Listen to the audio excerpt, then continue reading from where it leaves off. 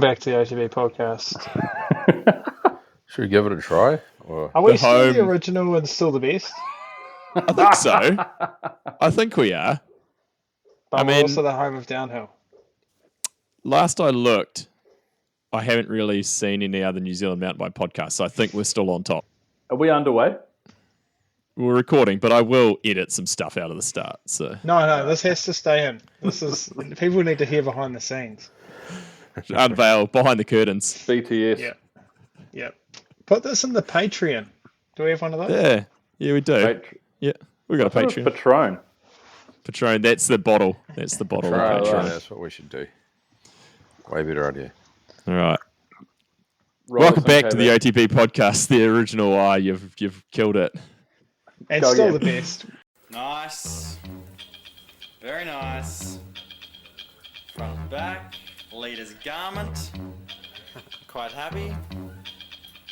It's alright, isn't it? Looks pretty good in that bad boy. Excellent, I think the word you're looking for is...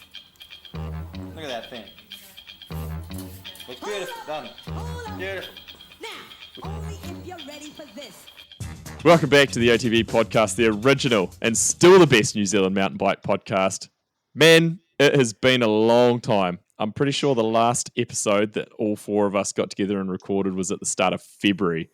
It is now, we're in May, so it's been a while. Lots happened.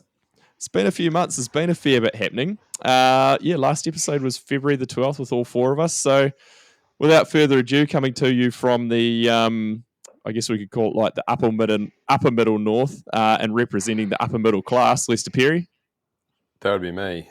That's my name. And great to be back. From the lower north and representing the, lower class, Red Dog. Everyone's been hanging out with some Red Dog dulcet tones. Great to be back, Kerry. I don't think they have.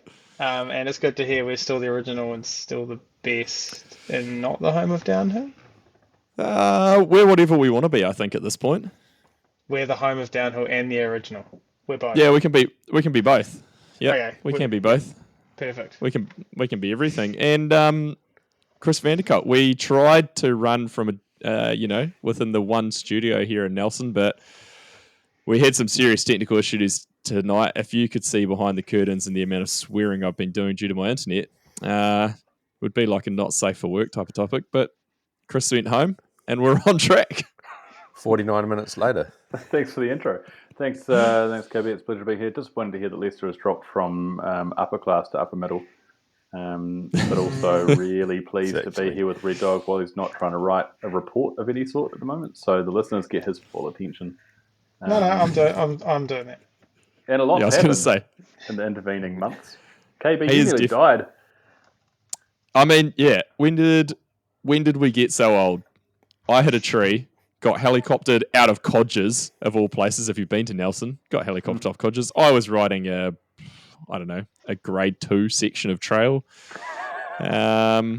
Stopped myself with a tree. Did some nerve damage to my neck. Turns out I've had a concussion for a few weeks that didn't really know about. Probably why I've been so tired every day. Grumpy. Yeah, that's normal. No, that's normal. Always grumpy. I haven't really ridden for like over 6 weeks. Lester's riding an e-gravel bike. Red Dog went running on the Kepler. Chris has a hernia. Like, what happened to us? Way to blow me out publicly, KB. Sorry, mate. Well, there you go. You know what happens to all like sports podcasts eventually become like men's health and men's mental health podcasts.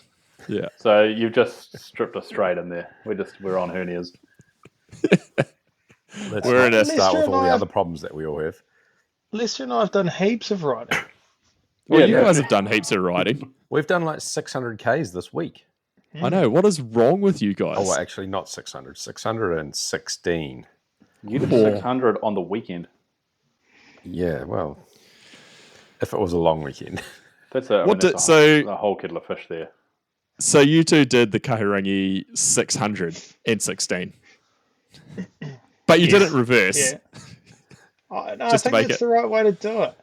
You reckon? I think. There's I don't know. lots of debate around what the correct way to do it is, but we don't really know. We're not real bike packers. Does it matter? Like, I mean, what difference does it make? I guess when you're like going up that section to Ghost Lake Hut in reverse, you probably We think should it's probably the wrong tell way the round. listeners what we're actually Yeah, what talking we're about. doing. Yeah, Yeah. I don't know what it is, so you guys go. Right. your So podcast now. day one, we roll from flying to Nelson, spend the night on Chris's floor. Well, actually, I had a bed, so I can't complain. Thanks, Not a Chris. couch. Red Dog had a couch. Beautiful. And then following day, we rode from Nelson over the Takaka Hill, down the Ramika track, through to Brown Hut at the start of the Heafy. Got in there about 7:30-ish, 7:20, something like that. Yeah. Stayed the night, almost froze to death, and then got up the next morning and rode the Heafy all the way down to near Seddonville, but it wasn't Seddonville. Mokanui. Malkanui, that's right. There was a Not slight Seddonville. confusion, There was which meant we confusion. rode an extra 10 Ks than we probably should have that day. Yeah. Then the next morning we rode the Old Ghost backwards. Like Red Dog alluded to, the push up to the Ghost Lake Hut was a literal push for some of it. But it was like the steepest climb I've ever done. I reckon that there was a section in there. How long would that switchback ridge line section be? Oh, like in meters or time? In time, probably. I mean, it's probably only a kilometre, but Yeah. it took us quite some time, and you're literally in your easiest gear, trying not to flip over backwards. And Loaded up. yeah, it was the hardest. Yeah, we were loaded with gear. Was It it was the worse hardest thing I've than ever Just done. for the listeners' when sake, we hike a bike to Mount Starville? Because that was pretty grim going up there. Starville was probably harder because it was longer, but this was it was harder, but over a shorter time frame. So, it was similar just to overall. clarify, you guys are bike packing? Yes, we're bike packing. Bike packing. Yeah, we're bike packing. You're Yeah. bike packing. Leicesters and sandals. Yeah. I've got a Shimano ones. Yeah, I've got a SPD floral ones. shirt that's open. Sort Oh, of thing. fuck's You got a- sake. you got a Oh, my baggy- hair is like wavy down the back, out the back of my helmet. Yeah. I was Chris. wearing a helmet because it was off road. If we were on road, I wouldn't have worn a helmet. No helmet. Yeah. Chris, we might need new co-hosts. Fuck, we need a new sport.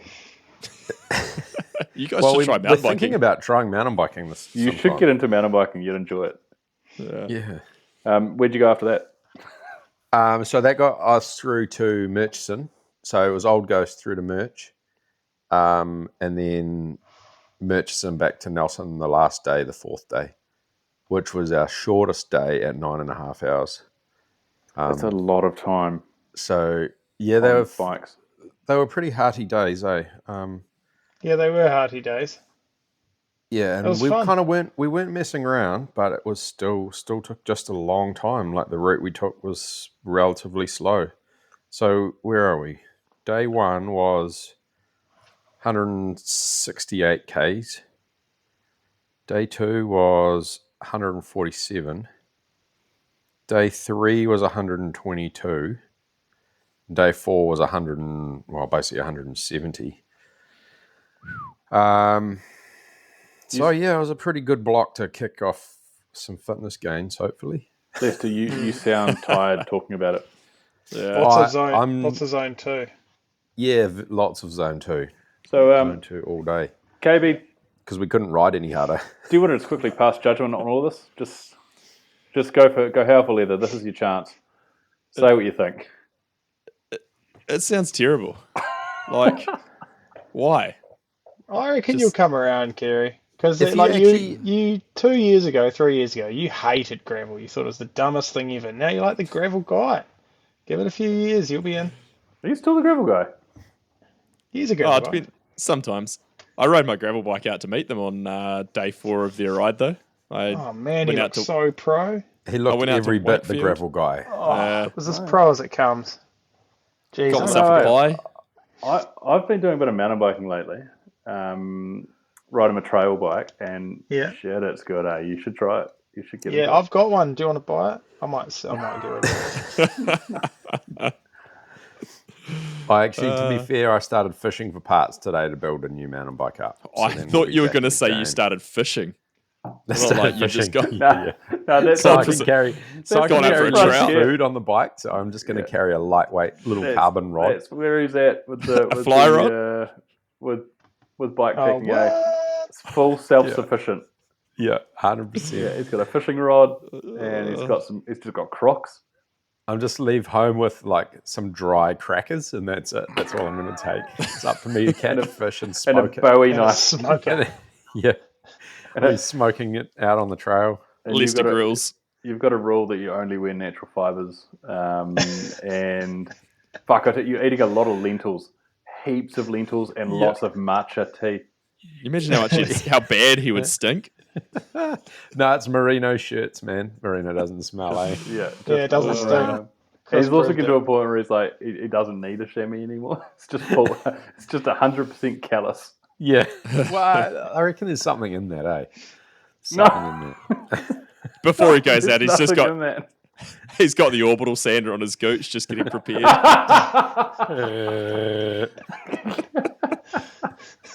Oh, Whatever it shit. takes. Whatever it takes. Fuck bikepacking. Tell me about it. It was actually really good because there were sections where you could actually ride pretty properly. Like some of the old Ghost was really good riding. Okay, I want to put a pin in that quickly. Old Ghost has got to be one of the best like long one-day rides you can do on a mountain bike. But you guys did it the wrong way, and you did it loaded up with shit. Yeah. We're going to go through it on XC bikes, like go through it fast, and then it's a good trail. Yeah, probably doing it the right way is probably better because then you finish with the good bit where we went like technical climb, rolly stuff all the way up to the hut and then just rode what people normally climb, which is just a mellow, boring downhill for like, I don't know, 15 Ks. You also finished with the 30 good bit, which is the tumble down 30 lodge. So I tell you what, KB, you haven't done the Ghost Road yet, have you? No, but I've just been sitting here thinking, like, could we do this ride? But instead of bike packing, we do a version. Like, I'm happy to do the riding, but I just don't want to carry all the shit. Like, can we get someone to drive and we get luxury accommodation? Yep, I'm all and then for I'm it. in. We've already discussed this. Yeah, Yeah, we've already discussed I'm here for it. Apparently there Glamping. and back, though. There and back's No, pretty good. this is part of the feeder that we've still got the raffle open for whoever wants to come be the feeder can also be our logistics person. So KB, these guys can go bikepacking, and you and I will drive down to the start of the Ghost Road. All right, we'll rip through the Ghost Road. We'll stay at the Tumble Down Lodge, which is very comfortable. Have a nice roast dinner. Then get up the next morning. We'll get driven to the beginning of the Heaphy, and we'll ride through the Heaphy. And while we're doing that, our feeder will drive around and pick us up at the end of the Heaphy, and then we'll go and have a nice dinner somewhere. And then Glamping version. Yeah, It sounds like just mandates on mandates. Also, sounds think of great. That's a good think of 2 your days. carbon footprint. You got to think of your carbon footprint, guys. Yeah. Like, there's so much driving. You could really cut back on that. Okay, would it make Is it that like better the carbon? Is that like the carbon fiber soles in my road shoes? Like that carbon footprint? That is a carbon footprint, yes. Yeah. Okay, so if we're thinking about the carbon footprint, what about we get driven to the beginning of the Ghost Road, we ride through the Ghost Road, and then we get driven to the beginning of the Heaphy, we ride through the Heaphy, but then we get choppered. No. Well, No, chopper's we'll go- probably a lot quicker, so it might therefore Less burn time. less fuel. We'll still burn a lot of dinosaur bones, but we'll burn them quicker. Yeah. Yeah. Pretty sure And that's potentially how then that works. less. It's a net positive. Yeah. Actually, we'll do the It'll all be cancelled Paparara out as by well. it'll all be cancelled out by my natural fiber shoes and clothing. that I'm Yeah, exactly. What we'll do, my linen shorts. I think we should start a carbon offset scheme for mountain bikers where Red Dog and Lester go and do self-sufficient rides. You can buy carbon credits. Credits off Oh, you can offset. So it's like, okay, so you want to fly to Whistler for like a week's riding with your mates, right? Yeah. And you feel bad about that because you're going, oh fuck, I'm burning a lot of carbon, to just go and ride mountain bikes. I could do that at home. But then the guilt-free option is that you you go and buy some carbon credits off Red Dog and Leicester. It pays And for all their kit, but then they have to go and do to Aotearoa unsupported We with go. no chamois and Independence. 100% natural products. It's a business idea right there. This is Eating something you only can start lentils. selling.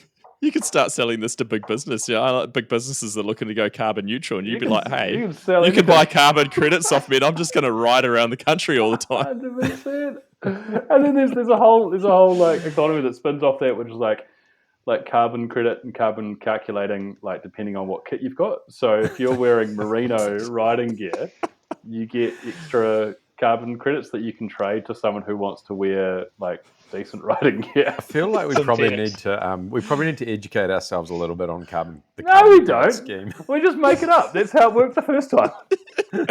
Isn't that what all sustainability is at the moment? Just making shit up. We're just greenwashing the heck out of everything. This is great.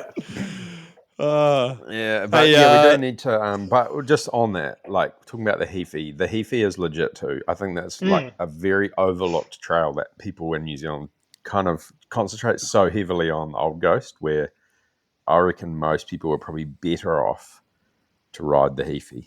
Totally. Someone I was talking to the other day had ridden the Paparoa, and they were like, "It's better than all of them." Really? Yeah, the Paparoa is definitely real legit too. I can't comment because I'm not. Don't really know.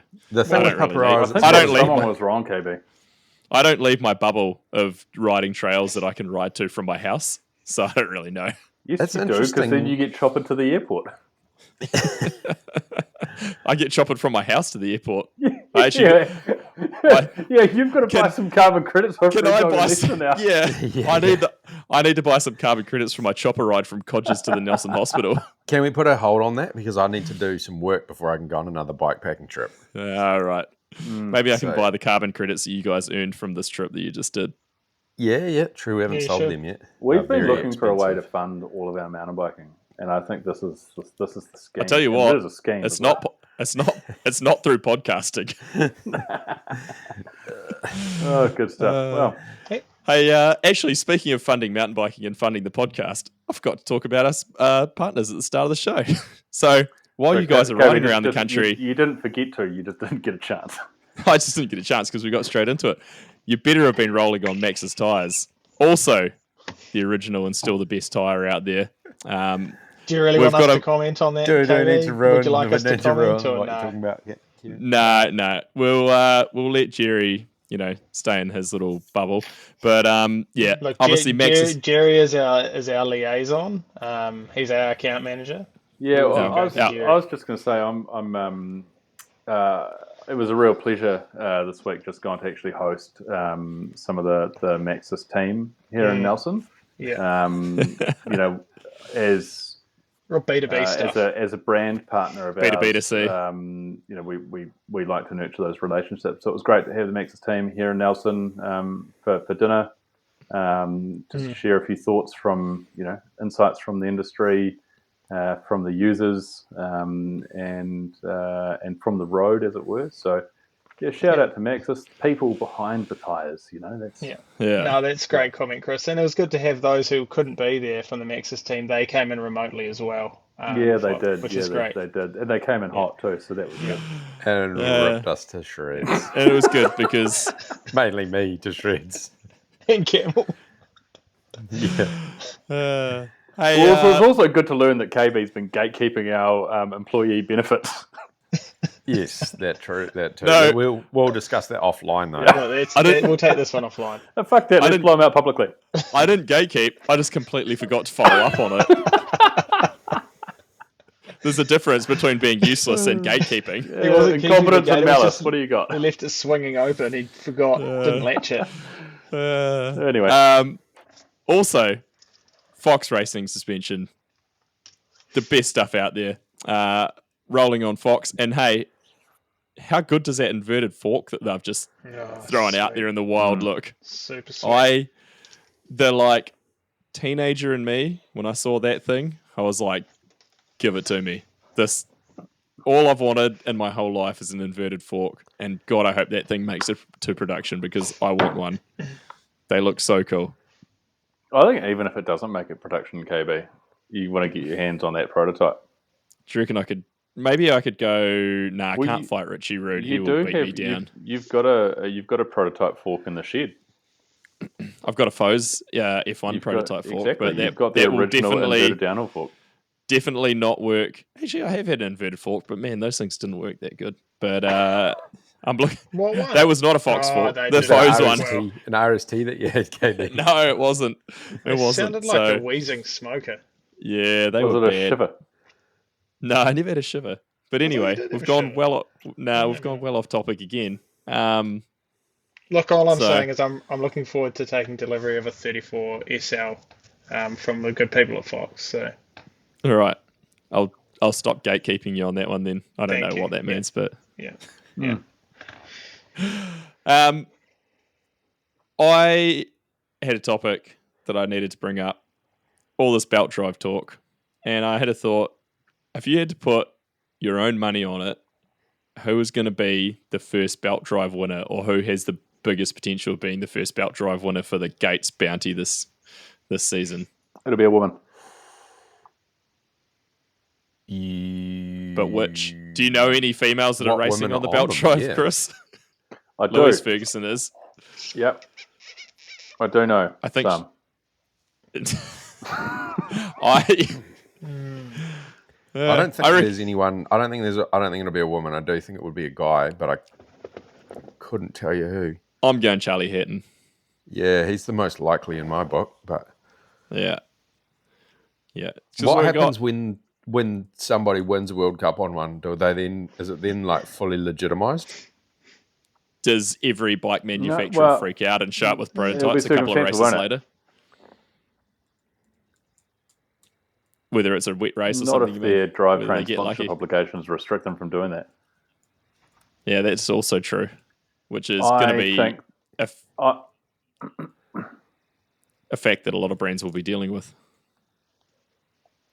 I reckon. I don't think that someone winning a World Cup using one will be the reason that teams start using them. But I think we'll start seeing them on downhill bikes. I think we'll start seeing gearboxes before we see belt drives more often.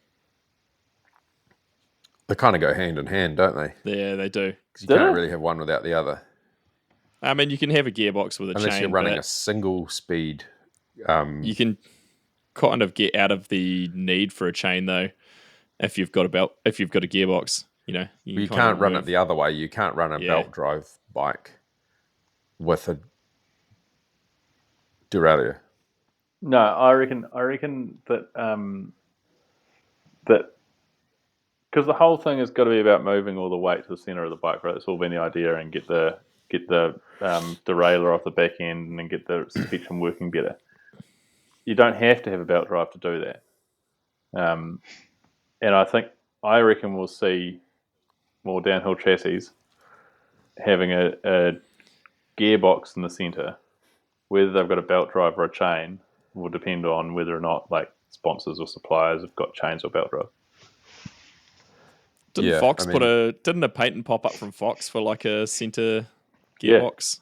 Yeah. Yeah, there was some, and that was what sparked off a lot of those rumors. Is like at some point the race teams go, we don't have to have a derailleur, and the derailleur suppliers go, well, we're quite happy to still have a Shimano sticker on your bike if you don't have a derailleur, as long as you've got Shimano everything else. Yeah. Race chassis. They won't. Yeah, I mean, they wouldn't have. Well, I guess I was going to say they wouldn't have Shimano cranks. They may have Shimano cranks, but it'll be interesting to see. That's for sure. Speaking of race chassis, and I know you boys love a race chassis. I caught up with Mick Williams from WRP and Trinity Mountain Bikes when I was in Queenstown, and his bikes are a cool race chassis with the belt drive and like center gearbox in them, and he's a clever dude. And he was showing me some stuff, and I'm like, this is really cool thinking. Basically talking about how a chain is essentially like another linkage in the suspension system, and he's got some cool stuff going on with those bikes. He's got like a motorsport background. All over them. He actually was. If you'd listened to the podcast I did with him, you'd be able to hear all about his background, Chris. I haven't yet. Yeah, there you go. He doesn't have a motorsport background. I actually was going to talk about the other episodes you've been doing. But now we're not. Yeah, well, no, now's actually quite a good time. Segue. It's I'm like, actually looking at his race chassis on his Instagram now, and it does look pretty sick. Yeah. You know what it's like when you kind of realise your mates have got other mates, and then you kind of meet your mates' other mates, and you start to wonder whether your mates are hanging out with you like just like out of obligation, or because they've been mates with you for a long time, or their parents want you to stay in touch or something. And because I was listening to, I really enjoy when you catch up with Grizz about the USDH stuff. Tip 6. But this is kind of like maybe a peace offering to Grizz. Is this an to just intervention? say, hey, look, well, this is sort of one of those things where, I think Grizz probably needs to put a little bit of effort into your other friends, KB. Do you want to have like a call with him so you can just chat things through, or? Yeah, what I'm thinking is we might just have to set up an episode where maybe you just don't come and Grizz jumps in with Red Dog and Lester and I, and we just sort of test the water and just see whether or not we can make this work as a 5-way relationship. That would be quite nice, yeah. What if we decide he doesn't really fit in with the podcast? Are you feeling a bit Well, jealous? yeah, who are we booting out, Grizz or Kieran? Do we just never come back? What if we catch up? What if we hang out with Grizz and we're like Grizz better than KB? Man, He's just takes over the podcast. And he would too. Shit, I'm not putting this together now. You guys might kick me out. It might be a mutiny. That's how it happens. Then who will I talk to? There'll be no one. You have to go back to talking to your family again. Oh, man. Sounds awful. Hey, KB, just going back to your previous comment, I had to go and look up who's actually eligible for the gated purse thing. Yeah. I think I agree. Can't have a chain on their bike. I think I agree with Chris. I had to look up who was in what teams. There's a lot of moving parts. Harriet Harnden, the name I was Monica thinking was Harestinick. Those are two people with Monica I think could win. Yeah, Monica Harestinick. That's I reckon better chance than Charlie Hatton on the Reese Wilson. Harley Hatton. Harley Davidson. Harley Harnden. Actually, speaking of Hattie Harnden, can somebody organise a new hat thing for her? Yeah, that hat. It's not good. What is that weird hat? Maybe I should send her an OTB one. It can't be that cold over there. It's like a furry thing. Big furry warmer. Looks like, are they kind of like, I don't know, they remind me of like a Russian hat or something like that. Yeah, that's it. Yeah. Maybe like air flaps and. Maybe she doesn't. No, the one I've seen doesn't even have air flaps. It's just like right. a big, thick headband thing. But maybe she doesn't have ears, so she's like covering up the side of her head. Or is this the new beanie cap?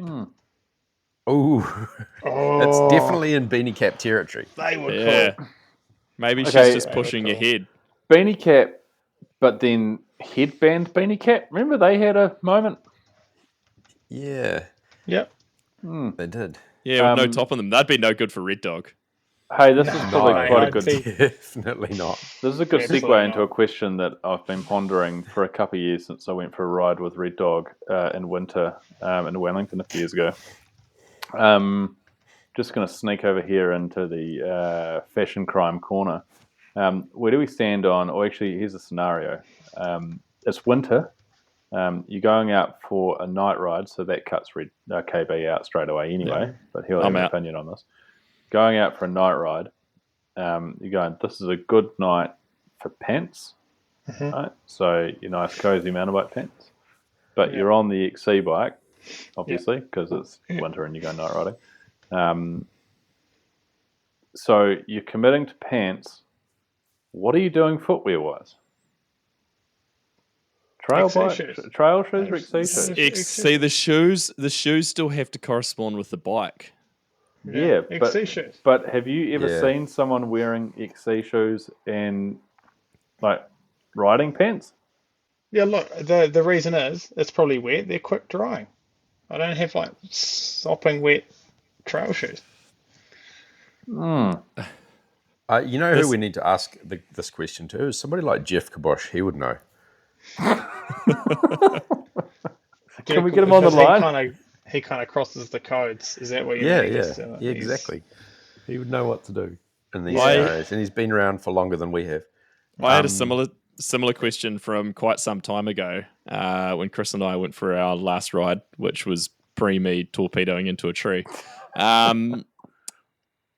So he brought up visor or no visor on an XC bike while wearing baggies. So we went out for like we went out. Yep. No, but we're saying visor or no visor. Like we went out for a casual XC ride, so it was baggies. The dress code was baggies. Mm-hmm. That should change for starters, but yeah. By the way, that was specified in a text. It Yeah. was. I specified the dress code. Yeah. But where are we at? Visor or no visor? You can run no visor I because think, because of Nathan Rankin. I think there's some nuance in this, though. Nathan Rankin Yeah, can run no I'm with visor. Chris. says There's Nathan some Rankin. real nuance in this because... go, Chris. You say your piece, and then I'll say mine. Okay, so short length and like shirt fit are a big thing here because if your shorts are like kind of downhill length, like kind of trail length, then Look, Dickies.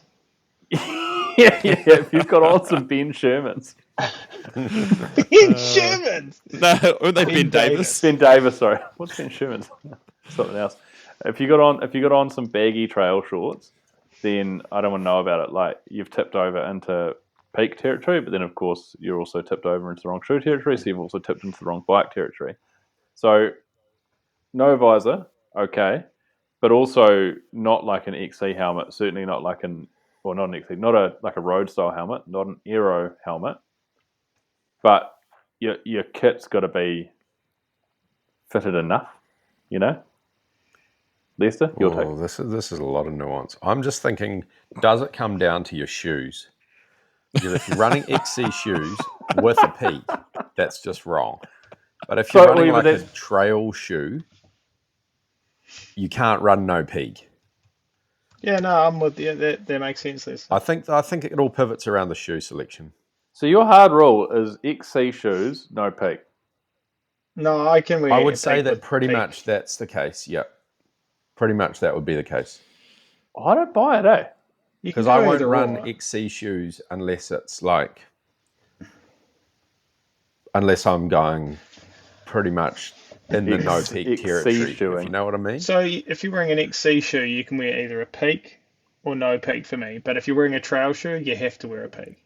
That's Okay. 100%. Yeah, So- but I don't go the other way. But there's a grey area there between an XC You don't go shoe both and ways. trail shoe, right? Like, are we talking about like a trail shoe as in a downhill shoe?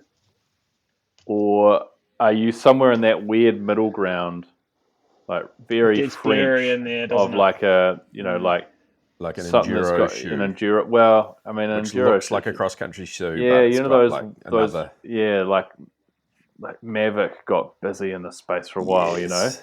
How Yeah, good maybe are they those get- shoes? I think they're a no man's land. I've got no fucking time for those things. They look They are Yeah. no man's land. I Yeah. agree. I'm out. They're Euro. like very you got Euro. you got your trail shoes, which are like a good downhill shoe, or you got your XC shoes. Now, if you're bike packing, different kettle of fish. Well, how do you Where define where what? does sandals fit in? Yeah, where does when you're running Tevas? When you've got your Birkenstocks, Teva. Remember when they made mountain bike shoes? They did too. remember then they just disappeared. Yeah. Now, see, I'm like, if you're running baggy kit, you should have a visor on. That's my take. If Yeah, you're running I'm- Lycra, you should have a helmet with no visor on it. Yeah, I'm pretty much on board with that. And if I'm wearing baggy kit, then I'm probably, unless it's like very slim baggy kit, short sleeve, slim shirt, there's no way I'm wearing XC shoes. So hold on. Okay, so you're on your XC bike. You've got XC shoes on. You therefore have got an XC no peak. Yeah, Does that mean you have to be wearing Lycra? pretty much that's my rule. Because I'm not riding my XC bike with trail shoes, which means that if I'm riding my XC bike, I'm wearing Lycra. That's a big call. Someone needs to make a matrix for this. Like, draw something. This needs a decision Can someone tree. jump in Chat GPT and get us a decision matrix? Yeah. I feel like you could probably feed this into the carbon credit scheme. Because if you the more rubber your shoes have got, the more you've got to offset them by fucking paying Red Dog and Lester to cruise around in your merinos. I actually started a flowchart of this. and I started drawing it, no kidding, on a piece of paper. And I got to the point where I just gave up because I was like, I can't make these rules up myself. There's too many moving parts. Okay. Can I put a kit request in, KB? Next t-shirt run we do, can it just be the flow chart of how to choose what kit to wear? We've got to be able to figure this. We've got to figure this out. All roads lead to an OTP t-shirt. We should put it in reverse, so it's like all backwards. So you have to stand in the mirror to make your choice as well. So it's for convenience. It's a dressing guide. True, yeah. Yeah, there's a decision tree within the decision tree that says, is it a Gran Fondo or is it a Breve? Or are you randoneering? Or are you purely writing to collect carbon credits? Jeez. Randoneering. I'll put the decision tree together. That's great. Yeah, you should. Oh, shit. Cool. So the Enduro EDR kicks off this weekend, which looks pretty cool. Does it? Yeah, I have to say, I'm impressed that they've gone back to it. Is it? Sums up KB's thoughts on it. Does it? Grizzly Adams had a beard. No, I've seen a little bit of it, but I totally didn't even realize it was on until I saw a bunch of Enduro riders posting pictures on Instagram in the last day or so. That's good stuff. I reckon it'll be good though. 2 days of racing again, and there's only one. You're only allowed one shuttle in practice. There's Les's thoughts on it as he yawns while he's talking about it. I reckon it'll actually be a good return to how it should be. Just do you feel like the UCI or Warner Brothers or whoever the hell is in charge of it now, do you feel like they're scrambling going, man, we really fucked up Enduro, we have to try and fix this now? I would say that that's probably a big driver behind it. It feels like it with their, hey, we're making a documentary and hey, we're taking the racing back to the roots because we basically kind of killed the sport off. But the discipline. I think though, you've got to try this stuff to see if it works. What if it had worked? Or what if it could have been the savior of it and they never tried it and then they'd never know? I reckon the part of the problem is that they kind of went all in on a direction that the sport was sort of heading. So, it got super competitive and pretty gnarly pretty quickly. And so then they just doubled down on that more and more and more. So it's like it's almost that it's not so much that they swayed away from like what the sport is, but they kind of just went real hard in one quite specific direction. And then it didn't differentiate it, right? So then it's got closer and closer to being multi-stage downhill racing. And somewhere in the origins of it was like more like almost adventure racing. Like the locations, the toughness of it, It's always been the like outback adventure, but if you cut out the outback part of it and have to stay within a zone to then come back to the pits and all that kind of thing, it does, like you say, it just becomes a multi-stage downhill. It is a weird one as well because it's the perfect sport for showcasing, like it's the perfect vehicle for showcasing mountain biking around the world. And I think that's one of the criticisms, I think Eddie talked about this, is the criticism is that it's sort of, like you say, like they'll have a bike park or they have a location, they'll just stay within a small zone and they've got largely the same countries or areas that they travel to. But when it was going to different places and going to really gnarly locations, that was always part of the story. And I think with what they're trying to do with it now, trying to tell the story of Enduro and create that multi-series, a multi-part TV series, it would do really well again as a partly telling the story of the adventure of the racing and the location and all the like fucking 10-minute downhill stages and stuff. Hopefully it's on the return because it's gone a bit weird there. So time will tell, I guess. I reckon it'll be time will tell. What would be your ideal enduro event? Just quickly, KB, if you could say this is the perfect enduro race. Run it. So what you do is the first day would just be like as many practice runs as you could do, and then on the second day you do a little bit more practice, and you just race one stage, just once. Sounds awesome. It sounds like I'm going to be sitting around for so long. You will be, but it'll be the time of your life. And you got to hang out with a whole bunch of kids. Yeah. The average age is 12. Look, I'll tell you what. You got a gearbox? When I went to the one national round I did this year in Dunedin, I'm not going to lie, I was sitting in the shuttle on the first run up the hill going, what am I doing here? All of these, like, I could be these kids' dad. Like, why am I... There was just the shit that was coming. I mean, it's probably got Lester dealt with when we were in the shuttle van with him. But Because I was so mature. Except TikTok he wasn't didn't exist. Yeah, he wasn't that much older, but... And I was just like, what are they even talking about? What? I was about to pack the van up and drive home again. But I managed to push through and... Yeah. Well, at least you could. At least you had that option. The kids can't leave without mum and dad driving it. It's true. So true. Mum and dad aren't going to let them leave either after they've been, spent all their money to get them down there. Money, yeah, and like there's a campsite booked to the campground. So.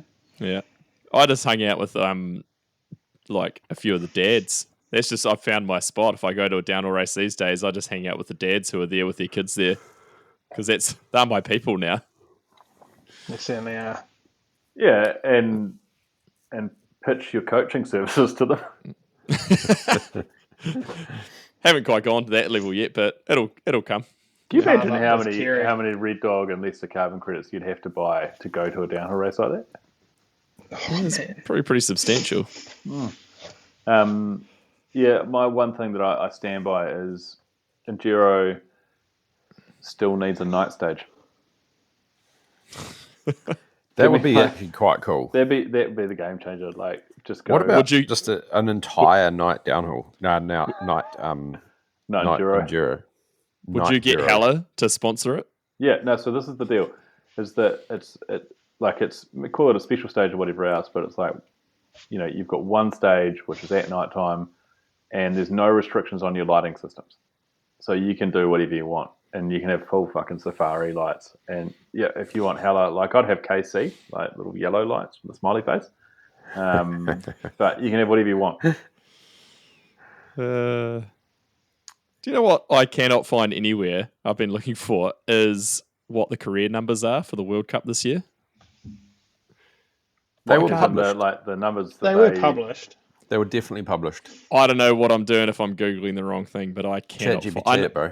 I know they did come out, but I cannot find it. It's really driving me nuts. So I was trying to find it for another segment, but it's not going well. I got some track feature questions.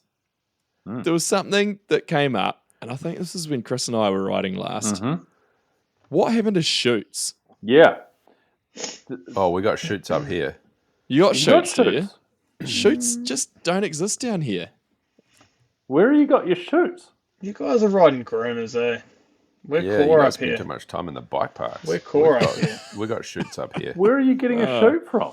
This was a topic of discussion when we were out riding, and you don't find a chute anymore. We got chutes on prong here, for sure. I'm talking the kind of thing where, like, once you drop into a chute, you can't stop in the chute. Actually, there's like a definitely 15, 15-meter chute. Where's chutes grown up? Bro, I've been hitting New Bertha and the bitch at K-Loop. Yeah. Yeah, Bryden's bitch. Yeah. We've got chutes up Pirongia and in Tamiro. Oh, how core is that? Granted, there's probably one in each. People riding those chutes? Oh, that's debatable. Yeah, because, so Lisa, you might have them, but that's because you've been mountain biking for about 75 years. And they are probably there, but no one's riding them anymore.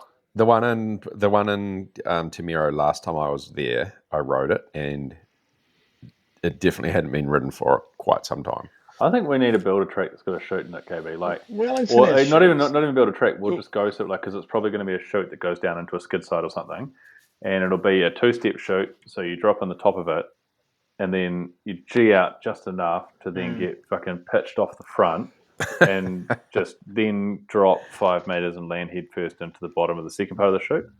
Well, so I'm going to take us back a little bit in the time machine. but just for something different on the podcast because we don't really go back to the back in the day enough. Mm. But Live in the moment, guys. I remember when I was first riding, and I think it was like a 2001 national round in Nelson.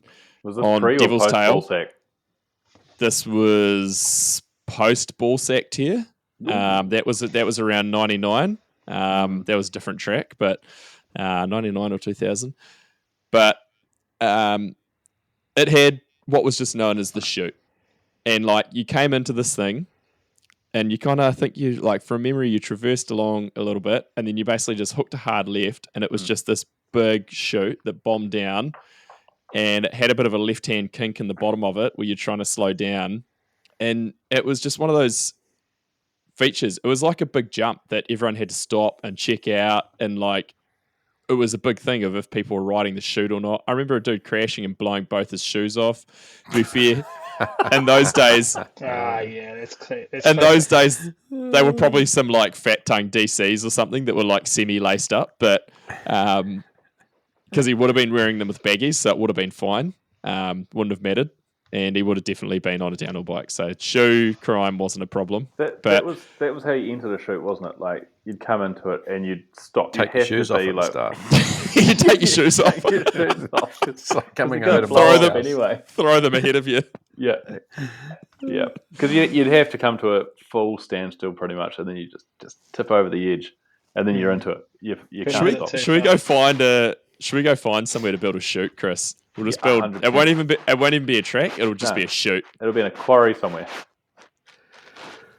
The other one I had was, have we lost drops? Just like a straight drop, not like a jump, not like a step down. Just remember with the days of like a drop where you had to roll in, you had to like slow down, and you just dropped like vertically To flat or like.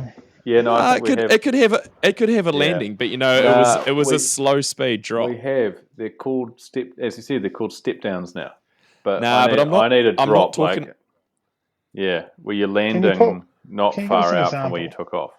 I'm talking a drop where there's no like length in it. It's just you're dropping vertical. You know, like it's just a vertical drop, like bender drop. Well, there was one of those in a later iteration of that Devil's Tail track in Nelson where I snapped that Marin downhill bike that I had into 3 pieces on practice day of the first national round I ever did. It was Mount Hutt. Was that a drop at the bottom? Remember that? That was probably kind of droppish. Okay, so remember the Blenheim track? There was a good drop in that was at the bottom, not long from the bottom, and it was a quarry. Is that a drop or is that a step down? Like I think the definition of a drop has got to be that you come into it way slower than you exit it. You know, like a step down, you're coming in to at the same speed that you hit it and you exit it. A drop, you're coming in slow. Yeah, and there's just enough risk that you're going to drop the front end just a little bit too much and die. We've only got a short landing on it, so it's not something you can actually send. You know, like you've just got to real drop. Sniper landing. Lester, did you race Nelson in like 02, 03? 03 probably. Maybe? Yeah. It had one down the bottom, and there was a big grass field. You did like a jump out underneath a power pylon down a big long, and it was just like a step down. You went down like a big long grass paddock after it, right near the end. Nah, it's not coming back to you. You weren't there. Moving on. What track was I it? don't think the kids could that was deal on with Fringe Hill. Nah. I don't think the took kids some technique. could deal with drops these days because the bikes. Don't know. No, they can't lift the front. These kids are too small and the bike's long, and they can't actually get the front off the ground. Are they still build a hucking track off roofs? Are they like iron up roofs? Yeah, roofs and retaining walls. Yeah, like what happened? When the roof drops? And retaining walls, big one. Retaining walls. More retaining walls, please. Even assault, are they still doing that? A rock garden's next on the chopping block. We've got those in the Waikato as well. Do you? You got rocks We up got there? heaps. Yeah, of but rocks see, this up is there. a contentious issue though, KB. They're laid, not natural. Yeah, so that's not. Nah, see, that's not what I'm talking about. You have a downhill track on a hill that's got lots of rocks in it. Cool, you've got a rock garden like Dunedin. Land's the best rock garden you'll ride, right? Because it actually is a rock garden. But then you go somewhere where they've just got a whole bunch of rocks and they put them all together. They fucking suck. Yeah. Remember the one in Rotorua that was like the Tutanekai Street roundabout that had been broken up and carted up the hill. Yeah. Someone's just taken a seawall and just put it in the track. And actually, but that's what it was. Yeah, it was the old roundabout from in town. It was all the rubble from that. Actually? Yeah. It was on Taniwha. Huh. Yeah. Yeah, I think you're right though. If it's a man-made, there's never ever been a good man-made rock garden. No, it just doesn't work. It's got to be natural. It'd be interesting to see a rock garden. Like, I remember thinking, I don't know. I'm just thinking of Earthed. What's the track they're racing where JK and Rankin are both in it, and it's that wet, slippery, fucking horrible rock garden with a big Mount flat Snow, drop bro. Oh, Mount Snow, Vermont. Oh, yeah, Mount Snow, yeah. Like that kind of rock garden. I'd love to see that looks in a downhill terrifying. track these days. That rock garden was Imagine called seeing Yard the Sale. Kids Yard coming sale. into that, that'd be fucked. East Coast Red Dog, rocks. What about that year, the very short-lived Living Springs downhill track that we only rode for like half a day of practice, and then Mildy shut it down, and we didn't end up racing that part of the track because so many people got fucked up on it. Yeah, that's right. That was pretty gnarly. That was basically just Spent a lot rock of time garden. building that. Yeah, it was just one big rock garden. Yeah, that was a proper one. Rock slabs? You have a rock slab in a downhill track? I mean, if you could find a rock slab, you could. Chopper it in. Oh, again, Mount Snow. That had rock slabs in it. Red Dog, remember you had those rock slabs you would go down? Like those kind of rock rolls? Those big rock roll things, yeah. Yeah. Mount Snow had it all. Yeah. Hey, KB, I've got a question for you that leads into another question. Your recent injury, if I'm not mistaken, is the first time you've ever had a crash that you couldn't take yourself home from under your own power, is that right? Since I was about, I don't know, 15, and I broke. No. So the ball sack, I got myself home. It was bleeding a fair bit, but I did get myself home from that one. No, the only other time I got an ambulance when I was maybe about 15, and I snapped both bones in my arm. Yeah, that's bad. But this is the second time ever that I have not been able to get out under my own steam. So it got me thinking. Red Dog, stop typing. You're very loud. Yeah, Red Dog, this report's going to suck anyway, mate. Just get ChatGPT to write it. What are you going to do after mountain biking? You know, what's your post racing career? I mean, I wouldn't say racing was a career, so I think I'm doing it already. But this, as you say, leads us into a question of what will professional riders do post-racing careers? Now, I thought this could be, I mean, we've talked quite a bit about how there's Benoit from accounts, you know. He's got that classic accountant look at him. I feel like this podcast into that. Yeah, I mean, I feel like this podcast brought Benoit from accounts to a life, and he's actually rolled with it somehow. Clearly, Scott actually brought him into the team so he could get them out of some of the issues they seem to be having with CEOs fighting it out and that sort of thing. He's a real stabilizing influence in the finance department. But, I mean, I started thinking about, like, some of the other guys and, you know, what could be a post-racing career for Loic Bruni outside of mountain biking? That was the first one that came to mind, right? So he to me is someone who no one's really sure where the money came from, like that kind of scary generational wealth, European wealth, and so he spends his whole life on yachts. That's what I see post racing for Loic. Like, I don't know if he's got generational wealth, but he just Monaco or something. Yeah. Like, so he spends a lot of time in Monaco, spends a lot of time in Switzerland, and kind of somewhere between Playboy and just to connect up. People go to him for things, you know. Bit shady, but you know. And he never wears socks. with his shoes.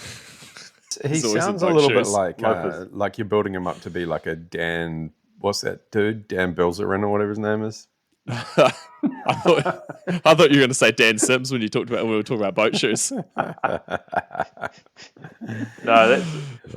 that's maybe more a Richie Rude. I reckon either of them could they strike me that they finish their racing career and just take up being like a PT part-time. Yeah.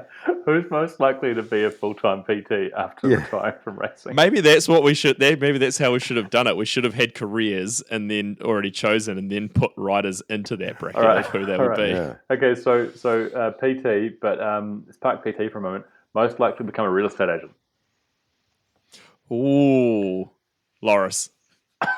Yes. Yeah, Loris is a real estate agent. I got him. Most likely to work in investment banking. Troy Brosnan. It already does. Yeah. Most likely to open a boutique natural fiber clothing store. Ooh.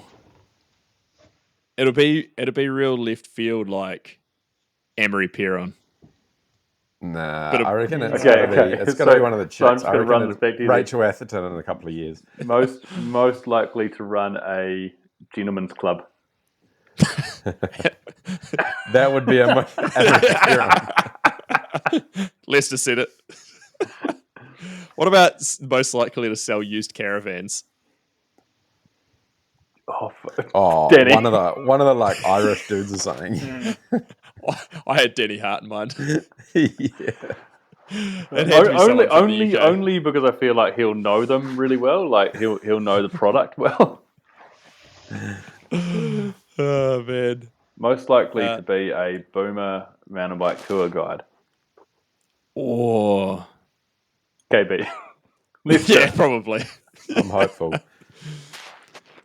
I could see Eddie Masters doing something like that, but being really, really good at it. Like he would be the highlight of it. It wouldn't be the Alps to Ocean. It would be going and doing it with Eddie. Would be the highlight of it. Wouldn't matter where it was. That would be great. Yeah, his clientele as well will be exclusively middle-aged women. Most likely to be an engineer and write reports. He's already achieved it. He's there. Red Dog. Most likely to get into bikepacking. I'm offended that you're calling me an engineer, to be honest. We know he's an HR guy. Yeah. He's the assistant to the regional manager, I think. Yeah. What about most likely to be a bouncer? Richie. Yeah. Because Richie won't say anything and he won't take any shit. He will just lay a dude out if he needs to. And he's got fucking massive hands. He's got pythons for arms. Yeah. Yeah, he does have pythons. Most likely to open a Harley Davidson dealership. Oh, Jack man. Yes, actually, that's perfect. That's just perfect. Well Most played. likely to open a bike shop. No one's smart, that's for sure. I was about to say Greg Minard because he did. True. But that's a bit rough, Lester. KB's frozen, that's unfortunate. He's gone. What about most likely to start a Ponzi scam? Oh, I reckon it'd be those dudes who are just outside the top 20. Who are like scraping away. Scraping.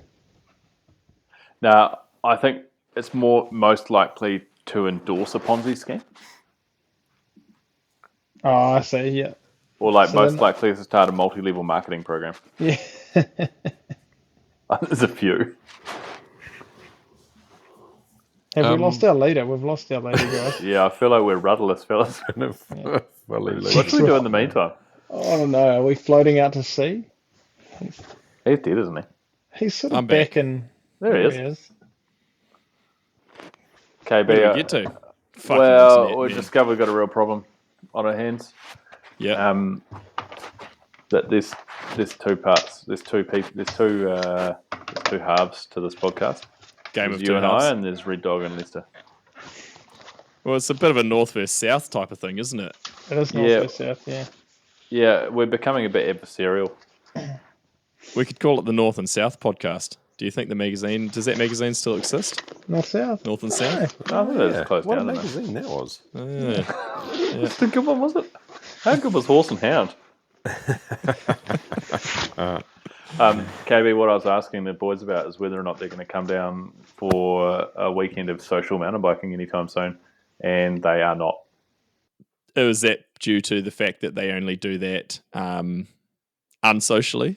Like, I don't like riding with people. Fair, neither. Or people in general. But I'm also a little bit nervous of riding by myself these days. So, are you one of those guys, Lester, that goes for a ride with other people but puts the headphones in? Yeah. And I usually ride like either 10 meters behind or 10 meters in front. Noise cancelling headphones too.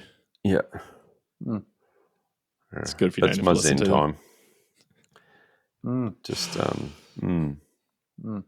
Right, we've lost Red Dog now. Yeah. I'm disappointed that I missed the end of the last segment because that was pretty good. I did have a question that popped up a little while ago from a listener. Have you ever peed your pants while riding? It wasn't directed at me, but it was like a general discussion type of question. The answer is no for me. No, I don't think I could. That's a lie. Well, That's a actually, lie. yeah. I haven't peed my pants while riding a mountain bike, but I have done it on a dirt bike. It was really difficult. Yeah. It took a lot of concentration. What the? Yeah, it doesn't. Your body doesn't want to, does it? So that's one of those things that if you're peeing your pants or God forbid defecating your pants riding your bike, it's like something's failed. You know, like the system's broken down. That's true. No, so the dirt bike one, Lester, because you seem quite confused about this one.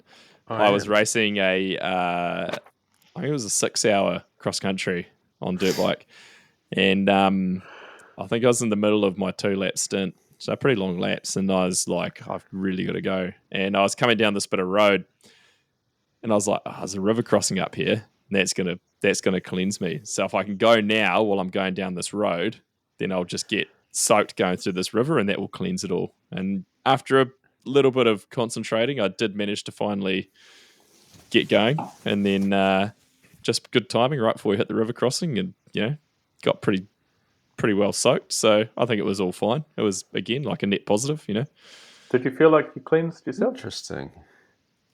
Somewhat. I mean, I cleaned my pants afterwards, so it's fine. And then what happened? I mean, they did get sold at some point, but that's neither here nor there. Okay, ever it's one of Red Dog's favourite stories. I do quite enjoy that story, yes. Hey, who do you think is the number one team this year? Santa Cruz Syndicate. And that's the end of the podcast. Thanks for coming, everybody. Can I got a thing on the teams. One of the bigger, more surprising things recently was the Ace of Vermette signing. Yeah, with Frameworks, like extended contract. 3-year contract extension with Frameworks through Elite. Like, that's impressive. Do you guys think Specialized has a hand in that? Yes. 100%. I think they have to. I've believed this right from the outset that there's got to be some kind of tie-in, because not the tie-in is that they're sponsoring them for e-bikes. There is no way that Specialized, who doesn't have the money to do it, would be paying a 3-year contract. Sounded like a Specialized shill now here, Lester. Well, he was accused of that earlier in the week. I think the problem with that is that wouldn't stack up. I actually don't think it stacks up for him with Asa because he's so good. Like if Specialized, I think Specialized has. I think it would make sense if Specialized has some kind of interest in Frameworks, because they're like the perfect partner for a big brand to do development, whatever else, race racing. But I think that contract if it was that Specialized is paying it, their contract would only work if there was an option for him to actually then join the Specialized team at some point. Mm. Do you think maybe? I can't. like I it. honestly cannot figure out how that would work.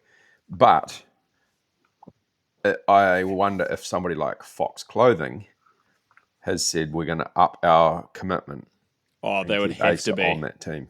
They would have to be for them to put a 3-year commitment into Asa for what his value would be now going into Elite and what his potential value is. Like he could have signed with them for another year, done his opening year in Elite. Had a Jackson Goldstone type year, and his value would have been through the roof. So he's, he obviously loves that team. We know the setup. What if the market for downhill race chassis in the US was big enough that Frameworks could build a legitimate business making downhill race chassis over the next few years, and Ace was like, "I'll take a piece of the pie." Did the Michael Jordan thing, and just got I believe he probably has a shareholding. stake. I think he probably does. But it would depend on the sport getting to a point where it's big enough where you can have like a just a downhill frame manufacturer. I don't know. I mean, I just don't see. I don't think they could make that much money out of that, but they do. They make enduro frames as well. They do, yeah. I don't think they can be moving enough units just purely on a sales basis to pay 2-3 riders. No. 3? Maybe it's not enough for the money. Well, I do like that he's sticking with that setup before he jumps into Elite. Like, I think that's a good move because a lot of them move on too fast to the big deal and then they suck. So how many more years has he got in Junior? This year. One. Yeah. Just one. So then he's got 2 years with Elite. I think he signed a 3-year extension, so I think he's got 3 years with them. Three years. So he's well and truly into Elite in the contract. Right. Interesting. Yeah. But there's got to be something. There's got to be something that everyone doesn't know about where the team's going, where the bikes are going, and backers and all that kind of stuff. Yeah. I mean, the money isn't coming from the bikes they're selling. Is Martin still managing that team? I think so, yeah. Or I think he's managing Asa. Well, then maybe he's managing Asa because I feel like maybe it was when I was talking to Eddie that I think Martin's kind of moved, now that I think about it, into I think he's managing the Mondraker team. So maybe he's not fully involved in frameworks now. Right. I had thought that he'd left the frameworks set up. But I think he kind of helped them get set up for year one, and then I think he kind of stepped back from. Now that I think about it more, does kind of ring a bell. Maybe we need to do some forensic analysis and find out, what's going on behind the scenes. Forensic Where's the money accounting. coming from? Where's the money? Maybe reach out to your connections. Caymans. I was going to say, unless they've made a strategic move to secure his UCI points for some reason. No, because the UCI points thing after this year changes where whatever points the team earns this year is what they go into next year with. So it's a change from what it was going into the start of this year. Oh, so the points will no longer be held by the rider then? No, so it's going to be based on what the team earns in 2025. Yeah, so it switches over. That was one of the things that Eddie talked about when I did the podcast with him, and how it's kind of weird that they changed it over to be that way. That is weird. So this year was different going into this year. Seems strange because then the riders lose their bargaining chip. Well, that's the whole thing I said to him. I'm like, I feel like it's, the riders hold all the value then, because if they can go to a team the next year, then you'd kind of know exactly what your points are worth, because you'd go, well, I'm coming in with 200 UCI points and I know that's worth a $80,000 contract or whatever, and you can kind of, I know this team needs 200 points to get them to whatever level, and you'd kind of hold some value. But yeah, it's an interesting one that they changed it. That was interesting. Oh well. Right. Any other topics, boys? Anything else? Can we talk about bike packing a little bit more? Or? Nah, I think we covered that one. Let's do a spin-off. You guys can do a spin-off podcast. Yeah. Probably don't call it the spin-off. I think that one exists in the pack. In the pack. in the pack. in the handlebar bag. There's a lot of packing. Jeez, it takes a long time. Oh, very It good. does. Local shout out, KB. It's going to take some liberties on this. Okay, have we run this past the committee yet, or we just? No, not at all. Just that we're going to be running a mountain bike pub quiz meets fundraiser sometime in the next couple of months in Nelson. Jeez, 2 months is it? Fuck, it's getting tight. Yeah, just midwinter. No details yet. Just that it's going to happen. Sounds like where, everything. can't tell you when. This sounds like everything we do. Hey, we might do this. Can't tell you anything about it, and we probably won't. Well, my theory here is that by saying we're going to do it, then we get closer to needing to commit to it. That's true. Hey, speaking of fundraisers, if anyone wants to buy a T-shirt, I still have some mediums, larges, and extra larges left in our new design we had done. Our nice little tribute to MTV. I'd call it a tribute. Stole the design, essentially. But yeah, still got some of those left if anyone wants a tee if they didn't get one. Thanks to all the legends who bought T-shirts and hoodies and hats. Got a few hats, actually, a few 5 panels. So, So does Jerry. yeah, get yourself some merch. But Yeah, otherwise, thanks, Kevin. we might do another one of these in 3 months or so, boys. What do you reckon? As well. Well, if you're doing this quiz, Lester and I might ride there so we could do a bike packing. Sort of That's a good idea. We can offset the. That's a good idea. Actually, yeah. you guys ride down, and we'll do a fundraising to pay for a bedroll for you guys to sleep in on the street. Yeah. We'll probably catch up as a group again in about 3 months' time. But in about a month's time, we'll catch up with Grizz. So Kicked me out. It could be my last podcast. yeah, this would be like it's one of those. It's like a broken family situation, KB, where we spend a weekend with Grizz and then a weekend with you, and Well, I mean, judging by my internet quality tonight, it'd be probably worthwhile if you just did get rid of me. It'd be fun. Just lets us stay up late and watch TV. it'd be weird if we can have a better relationship with Grizz, and he's in the States and you're around the corner from me because your internet sucks. It's true. I might do a podcast with Grizz next week just to let you know. So I might too. I'll race you there. But otherwise, Race to the bottom. boys, great to catch up. It went just as sideways as I expected it would.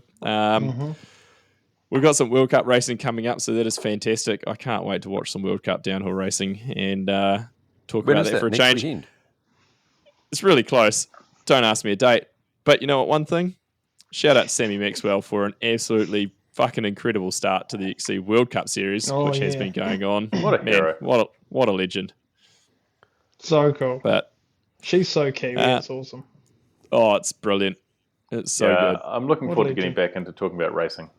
Yeah, we've needed it. We need it now because we've gone just so off the rails. But Yeah, it's got a bit dry, haven't we? So Yep. It's a bit weak. it's great. We'll see you next time. All right. What's up? I come from the land of down under.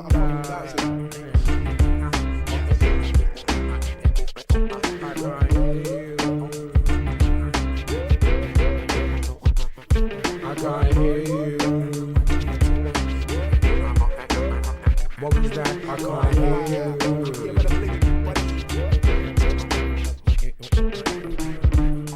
I let it be like John Lennon, the anti-serum that you don't get for poisonous venom. Read the label carefully, I'm only here for the show. I love hip-hop too much to let you feed my ego. In the key of F-U-C-K, Y-O-U. I mean, why do I owe you if you're not helping me through? I mean, why do I owe you if you're obstructing my view? Success is not my castle, just a house that's brand new. You see, I irrigate the culture, give it shape like a sculpture. Still complicated, drop like I'm supposed to. B-L-I-T-Z like my DJ. Rock to the